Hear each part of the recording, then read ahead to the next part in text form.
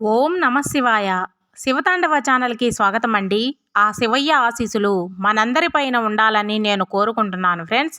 ఈ వీడియో మీరు first time చూస్తుంటే ప్లీజ్ లైక్ చేయండి, షేర్ చేయండి, సబ్స్క్రైబ్ చేయండి ఫ్రెండ్స్. ఇప్పుడు వీడియోలోకి వెళదాం. అతి త్వరలోనే మహా అద్భుతమైన శివరాత్రి రాబోతుంది. ఈ నెల ఫిబ్రవరి 15వ తేదీన శివరాత్రి వచ్చింది. ఈ శివరాత్రి నాడు ఆ శివయ్యను భక్తితో పూజించి ఒక చిన్న దీపం వెలిగించినా సరే ఆ పరమేశ్వరుడు వెంటనే కరుణిస్తాడని. అయితే ఈ శివరాత్రి పండుగ నాడు తప్పనిసరిగా ప్రతి ఒక్కరూ కొన్ని రకాలైన దీపాలు వెలిగించాలి. వాటిలో అతి ముఖ్యమైన దీపం నారికేళ్ల దీపం. కొబ్బరి చిప్పలో వెలిగించే దీపాన్ని నారికేళ్ల దీపం అంటారు. అలాగే ఈ నారికేళ్ల దీపంతో పాటు పిండి దీపం, ఆకాశ దీపం, బిల్వపత్ర దీపం, ఆవు నెయ్యి దీపాలు, ఇలా ఏదో ఒక దీపాన్ని ఈ శివరాత్రి రోజు తప్పనిసరిగా వెలిగించాలి.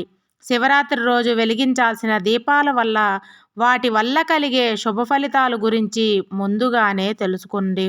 మాఘమాసంలోని కృష్ణపక్షం చతుర్దశి రోజున శివరాత్రి పండుగను జరుపుకుంటాము. అయితే ఏడాది ఫిబ్రవరి 15వ తేదీ ఆదివారం సాయంత్రం 4:45 చతుర్దశి ప్రారంభమై ఫిబ్రవరి 16వ తేదీ సోమవారం సాయంత్రం 5:30 వరకు చతుర్దశి ఉంటుంది. కాబట్టి సాయంత్రం తిథి ప్రకారం ఫిబ్రవరి 15వ తేదీన శివరాత్రి పండుగను జరుపుకోవాలి. ఫిబ్రవరి 15వ తేదీ సాయంత్రం సమయంలో మాత్రమే శివుణ్ణి పూజించాలి. ఈరోజు ఏది చేసినా చేయకపోయినా సాయంత్రం సమయంలో ప్రతి ఒక్కరూ నారికేళ్ల దీపాన్ని వెలిగించండి. అసలు ఈ నారికేళ్ల దీపాన్ని ఎలా వెలిగించాలంటే ఫిబ్రవరి 15వ తేదీ ఆదివారం సాయంత్రం సమయంలో 6 నుండి 7 గంటల మధ్యలో అద్భుతమైన మహా శుభముహూర్తం ఉంది. ఈ సమయంలో ఆడవారు తలస్నానం చేసి ఇల్లంతా శుభ్రం చేసుకొని ఇంటి ముందు 2 దీపాలు వెలిగించి మీ పూజ గదిలో ఉన్న శివుని చిత్రపటం ముందు నారికేళ్ల దీపం వెలిగించండి. మీ పూజ గదిలో ఉన్న శివుని చిత్రపటాన్ని శుభ్రంగా తుడిచి గంధం రాసి బొట్లు, కుంకుమ బొట్లు పెట్టి తెలుపు రంగు పుష్పాలతో శివుణ్ణి అందంగా అలంకరించుకోండి. ఇప్పుడు ఒక మంచి కొబ్బరికాయను తీసుకోండి. శివునికి నమస్కారం చేసుకొని ఈ కొబ్బరికాయని పగలగొట్టండి. మీరు కొట్టే ఈ కొబ్బరికాయ సమానంగా 2 చిప్పలు పగిలేలా చూసుకోండి. అందులో ఒక చిప్పను శివునికి నైవేద్యంగా పెట్టండి. ఇక రెండవ చిప్పలో అంటే 3 కళ్ళున్న కొబ్బరి చిప్పను తీసుకొని పసుపు రాసి కుంకుమ బొట్లు పెట్టి ఈ కొబ్బరి చిప్పలో ఆవు నెయ్యి కానీ నువ్వుల నూనె కానీ పోసి 3 వత్తులు విడివిడిగా వేసి దీపం వెలిగించండి. అయితే ఈ కొబ్బరి దీపాన్ని నేరుగా కింద పెట్టకూడదు. కాబట్టి ఒక ఇత్తడి ప్లేట్లో కానీ విస్తరాకులో కానీ పిటికెడు బియ్యం పోసి ఆ బియ్యం పైన కొబ్బరి దీపాన్ని వెలిగించాలి. ఈ కొబ్బరి దీపానికి పుష్పాలు సమర్పించి అక్షింతలు వేసి మనస్ఫూర్తిగా నమస్కారం చేసుకోండి. శివరాత్రి రోజు వెలిగించే నారికేళ్ల దీపానికి ఎంతో శక్తి ఉంది. ఈ దీపం వెలుగులో శివయ్య దర్శనమిస్తాడట. కాబట్టి మీ ఇంట్లో ఉన్న ప్రతి ఒక్కరూ ఈ కొబ్బరి దీపాన్ని ముట్టుకొని నమస్కారం చేసుకోండి. ఇక చివరిగా కొబ్బరి దీపానికి హారతి ఇచ్చి శివునికి కూడా హారతి ఇచ్చి 3 ప్రదక్షిణలు చేసి మీ పూజను ముగించుకోవచ్చు. ఈ కొబ్బరి దీపాన్ని మీ పూజ గదిలో కానీ తులసి కోట వద్ద కానీ వెలిగించండి. అలాగే శివాలయంలో వెలిగిస్తే ఇంకా మంచిది. ఈ కొబ్బరి దీపం కొండెక్కిన తర్వాత ఈ దీపాన్ని తీసి ఎవరు తొక్కని ప్రదేశంలో వేయండి. అలాగే దీపం కింద పెట్టిన బియ్యంతో అక్షింతలు తయారు చేసుకోవచ్చు. లేదా పరమాన్నం చేసుకొని కుటుంబం అంతా స్వీకరించవచ్చు.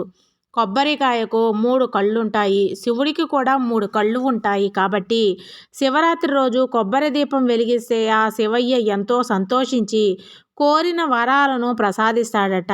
ఇక మీ జన్మ ధన్యమైనట్లే. ఈ శివరాత్రి రోజున కొబ్బరి దీపంతో పాటు పిండి దీపాలు వెలిగించినా చాలు, మంచిది.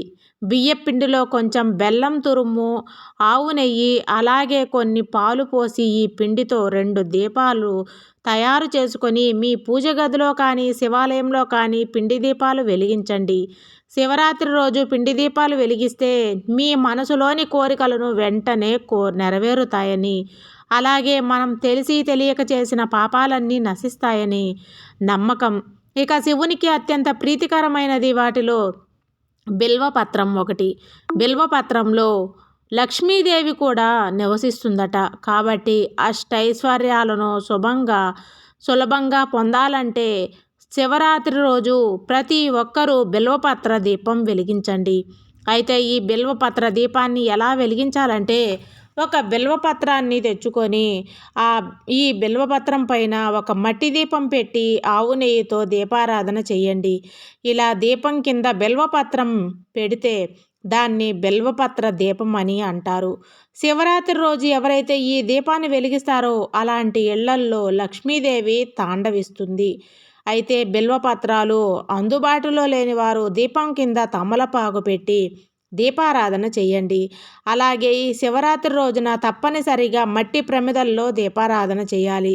మట్టి ప్రమిదల్లో ఆవు నెయ్యి పోసి 5 ఒత్తులతో దీపారాధన చేస్తే మీ ఇంట్లో ఉన్న నెగిటివ్ ఎనర్జీ మొత్తం తొలగిపోయి మీ కుటుంబంలో సిరి సంపదలను సుఖ సంతోషాలను ప్రారంభమవుతాయి.